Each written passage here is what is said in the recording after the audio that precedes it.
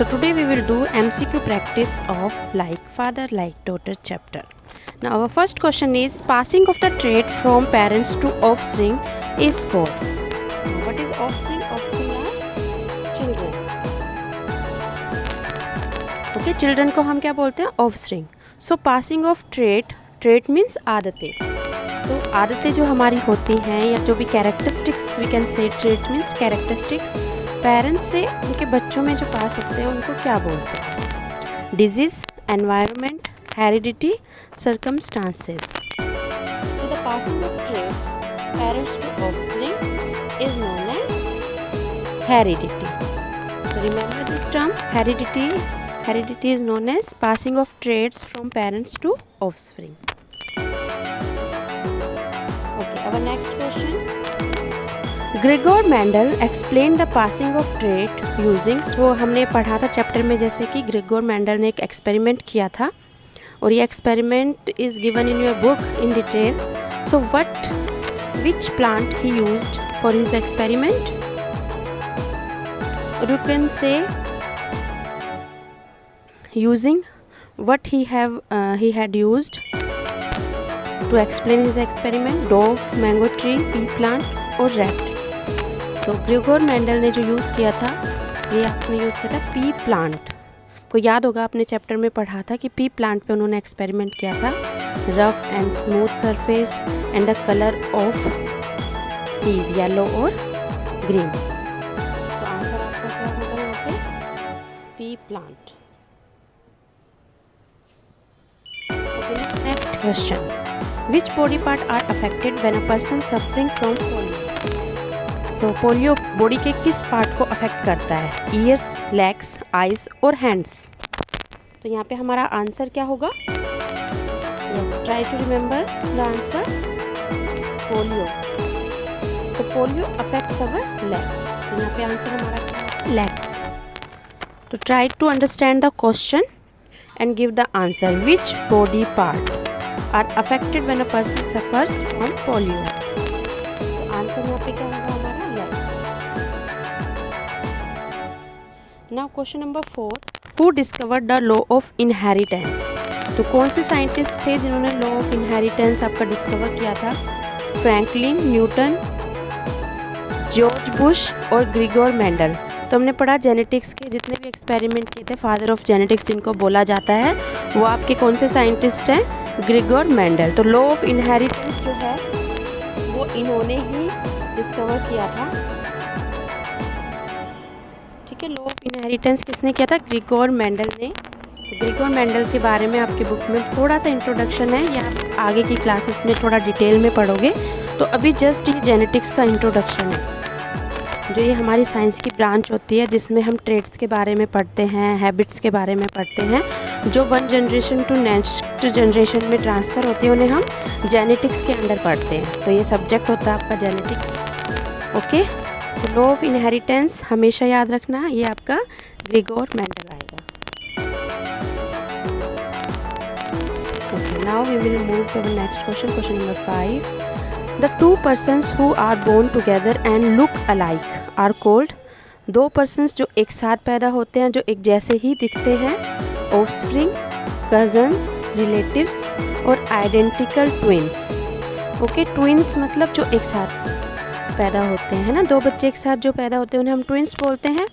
और twins में भी आपके कई तरह के होते हैं, कुछ बच्चे डिफरेंट होते हैं, लुक्स वाइज एकदम अलग होते हैं, तो वो आपके अनआइडेंटिकल डिफरेंट ट्विंस होते हैं ना. एक तरह से नहीं, आइडेंटिकल का मतलब क्या है? एक जैसा. तो आइडेंटिकल ट्विंस जो बिल्कुल एक जैसे दिखते हैं, जिनके लुक्स जो होते हैं एक जैसे होते हैं, तो जो एक साथ पैदा होते हैं और एक जैसे दिखते हैं, तो वो क्या होंगे? आपके आइडेंटिकल ट्विंस. आइडेंटिकल ध्यान रखना, आइडेंटिकल मतलब जो एक जैसे हो. Okay, so we move to our next question. What causes polio? Polio किस कारण से होता है? वायरस, हाउस फ्लाई, मॉस्किटो और बैक्टीरिया. तो जो आपका पोलियो है ये वायरस के कारण होता है. ठीक है, जैसे कि आपका अभी कोविड-19 जो फैला हुआ है, ये भी एक वायरस है. जो हमें सर्दी जुकाम हो जाता है वो भी वायरस के कारण होता है.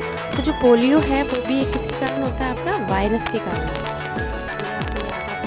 It is cause due to virus. Okay ना, क्वेश्चन नंबर 7, ये आपने सुना भी होगा, 2 बूंद जिंदगी की। ऐड आती है और ये ऐड कौन देता है? Yes, अमिताभ बच्चन। तो ये स्लोगन है जो वो यूज़ करते हैं, 2 बूंद जिंदगी के। Slogan use to spread awareness about which disease.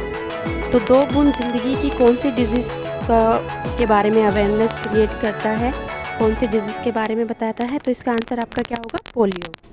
तो पोलियो अभियान के अंडर ही ये कैंपेन चलाया जाता है, इसके की ब्रांड एम्बेसडर हमारे कौन है? अमिताभ बच्चन है। अमिताभ बच्चन जी आपको कई जगह बोलते हुए नजर आ जाएंगे 2 बूंद जिंदगी की।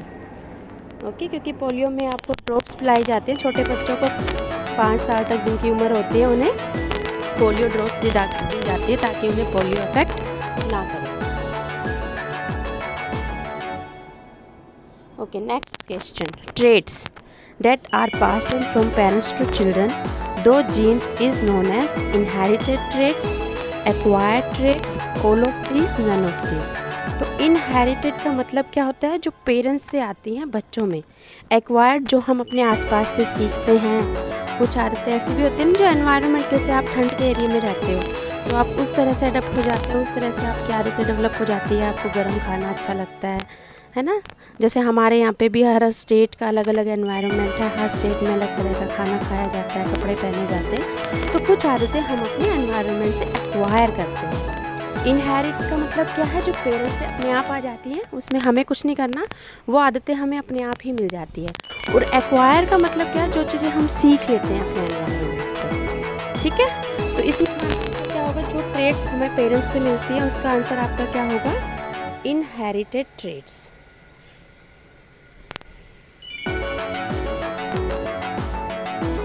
Okay, next question is polio a inherited trait?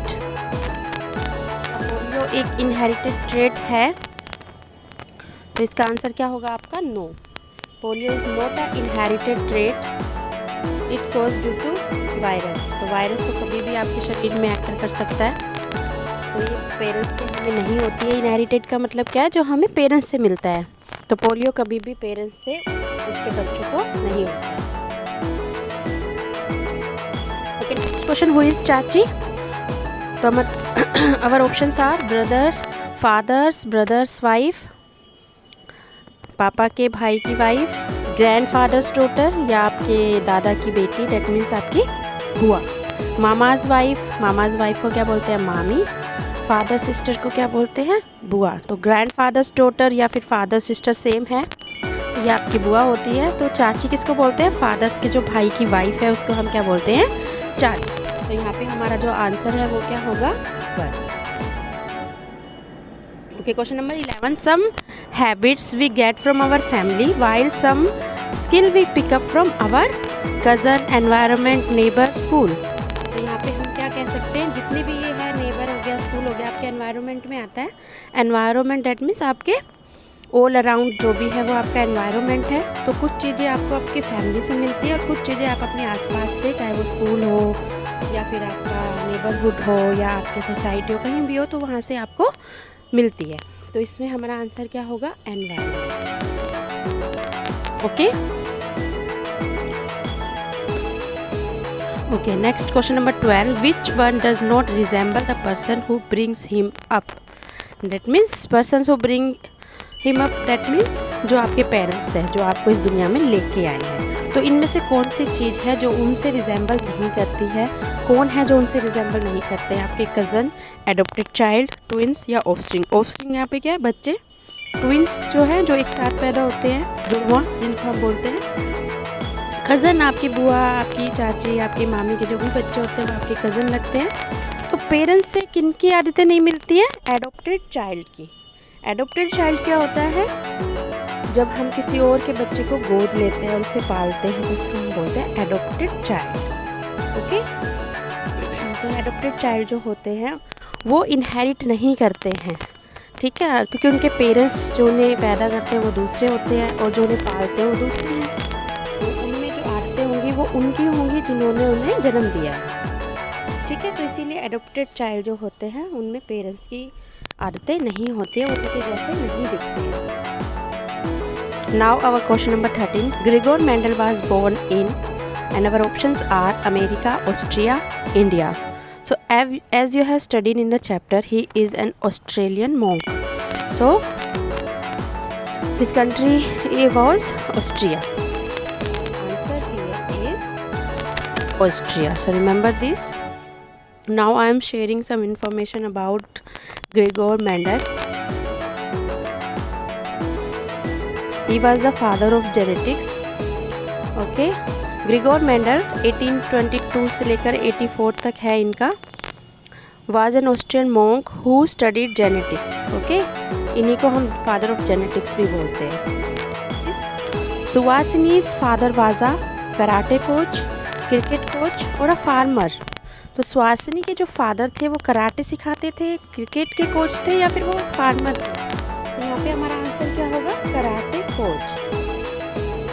As we have studied in chapter, she knows karate, है ना. सुहासिनी को कराटे आते थे. Why? Because his father was a karate coach. So now question number 15. Why did Mendel become a monk? Monk क्या होते हैं? जिनको हम क्या बोलते हैं? जो बुद्धिस्ट, जो उनको बौद्ध धर्म जो अपनाते हैं उनको हम मोंक बोलते हैं. ठीक है, तो वो मोंक क्यों बन गए थे? लैक ऑफ मनी, क्योंकि उनके पास पैसों की कमी थी. टू बिकम अ साइंटिस्ट, क्योंकि उनको साइंटिस्ट बनना था. To live in monastery. Monastery क्या होते हैं? मठ, जहाँ पर ये मोंक रहते हैं. तो इसका आंसर हमारे पास क्या होगा? Due to lack of money, क्योंकि उनके पास पैसे नहीं थे, इसीलिए वो एक मोंक बन गए थे.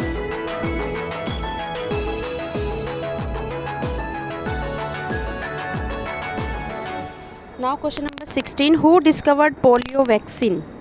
ग्रेगोर मेंडल, एल्बर्ट आइंस्टाइन और जोनस सिल्क. तो इसका यहाँ पे हमारा आंसर होगा जोनस सिल्क. इन्होंने पोलियो की वैक्सीन डिस्कवर की थी. तो याद रखना है, इसमें आंसर हमारा है Jonas Salk. Okay, now our last question, question number 17. Which are the traits characteristics person inherit from his her family? कौन सी ऐसी चीज़ें हैं जो एक पर्सन अपनी फैमिली से इनहेरिट करता है? Eyes colour, hair colour, skin tone या ऑल ऑफ दी अबव. तो आपने देखा होगा अधिकतर लोगों की जो आइज़ होती है, हेयर होते हैं, स्किन होते हैं, वो उसकी फैमिली में किसी ना किसी से मैच करते हैं. ठीक है, तो इसका आंसर हमारा क्या होगा? All of the above. तो कोई भी पर्सन है वो अपनी आदतें कहाँ से लेता है? अपनी फैमिली से. इसीलिए हमें फैमिली में अधिकतर लोग एक जैसे ही दिखते हैं, है ना. ये हो सकता है कि बहन भाइयों की आपस में आदतें थोड़ी अलग हो, बट कुछ ना कुछ उनका मैच करेगा.